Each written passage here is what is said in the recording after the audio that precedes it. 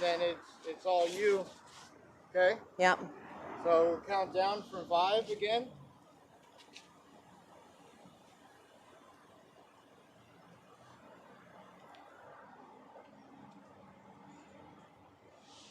"30 seconds.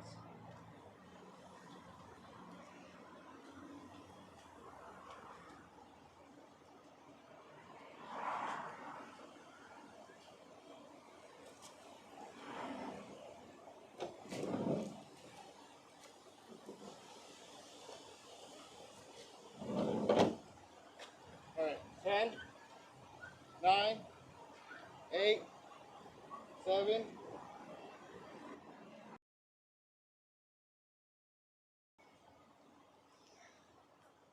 Hey, it's Audra from Eye of the Storm. I'm here in San Ysidro at the Iris Transit Center, and here is one of the number 113 Damaris Express buses that has pulled down their shade so that, you know, nobody can see who's driving.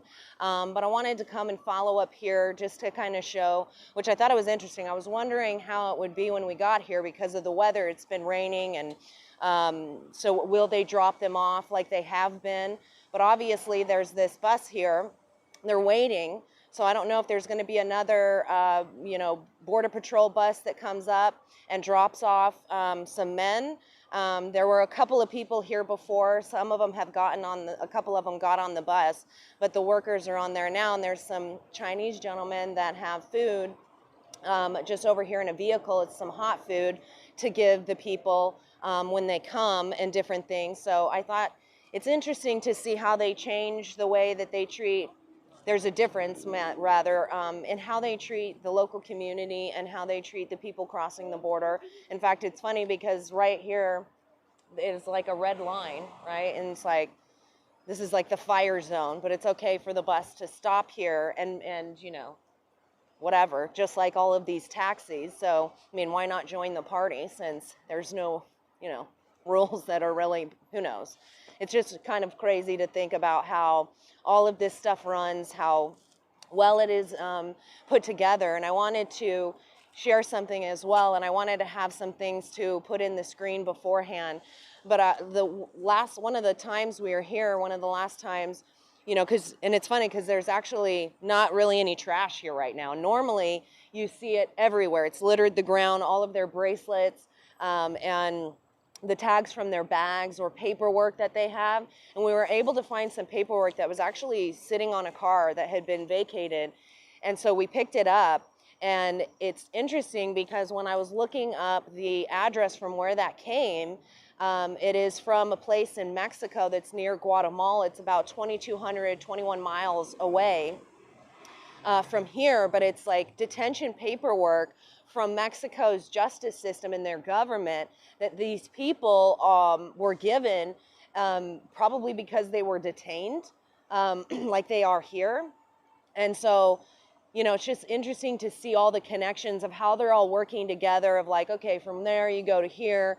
I mean, they're telling them how to get here. There's so many people along the way to help facilitate it that it's just interesting because then when it comes to things in the community, they fall so flat and short from being able to provide what needs to be provided.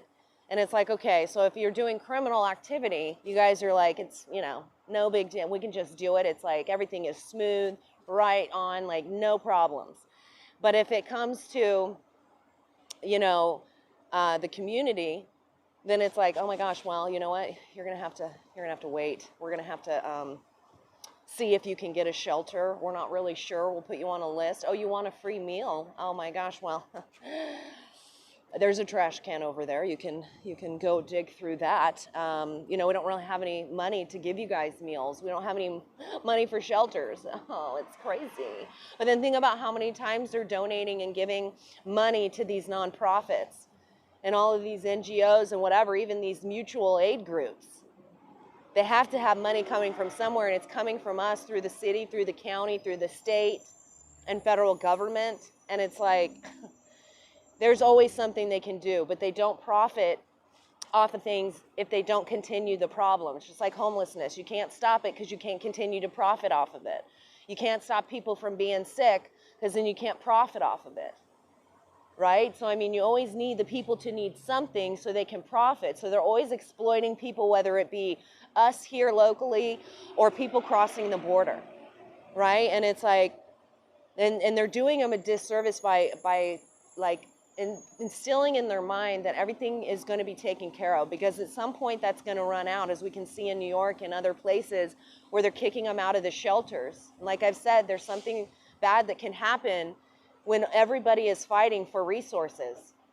So, I think it's just important to continue to be transparent with you guys and bring you the news that, the news doesn't want to. They want to give you little bits here and there, but they don't want to tell you the full story. And that's why I think it's important to bring you guys the full story as much as possible so that you can understand what's happening and you're not just like having wool pulled over your eyes and having all of these officials, turn their head and turn a blind eye like, there's nothing going on here, and saying that our border is secure. It isn't, and they know it, but they're making money off of it. And so we have to stop this because it's putting our nation in danger, and people have already died. And I'm not saying that everybody coming across has nefarious intentions. But the problem is when you run out of resources and everybody is desperate just to eat, just to survive, and just to have the bare necessities that they need, that leaves us in a really bad place. And again, with the Pandemic Preparedness Treaty, when they just need a threat of a virus to lock us down, what then? What then when we're all locked down and people are fighting and just trying to beg and plead just to survive in a place that they thought that they were going to thrive? And then they've become, aware of the reality, and it sets in. It's just like the Patrick guy that was the Jamaican that we spoke to last weekend.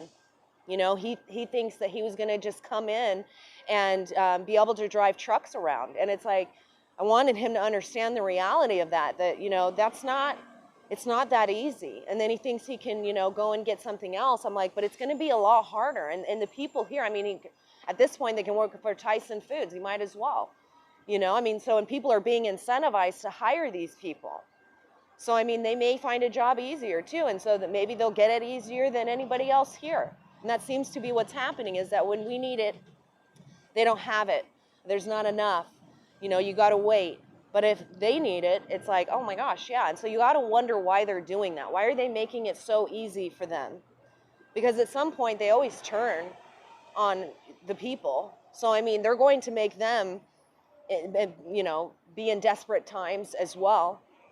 They're not outside of that. It's just right now they have to put on this facade like it's all taken care of.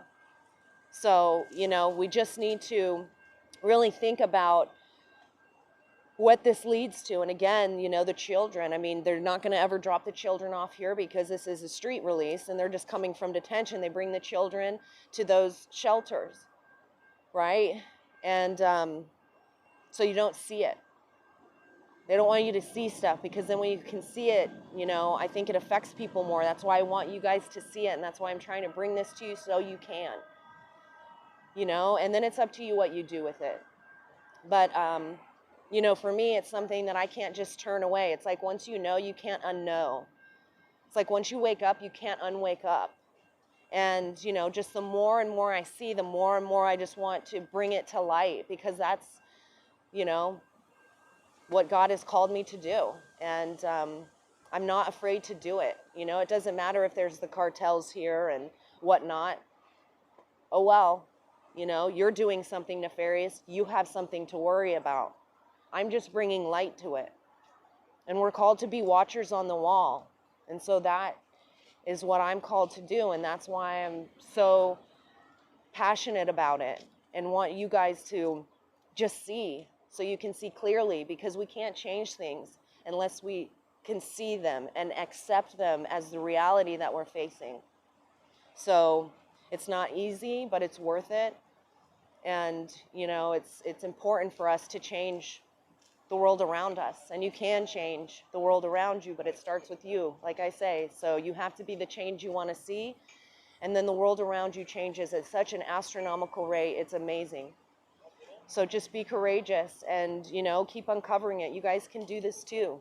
It's not hard, but it just takes you to be active and do something and, let that inspire others, because that's what we need to do. We need to show others that there's nothing to be afraid of except for doing nothing. That's where the fear comes in. So God bless you guys. I'll continue to share with you what's going on.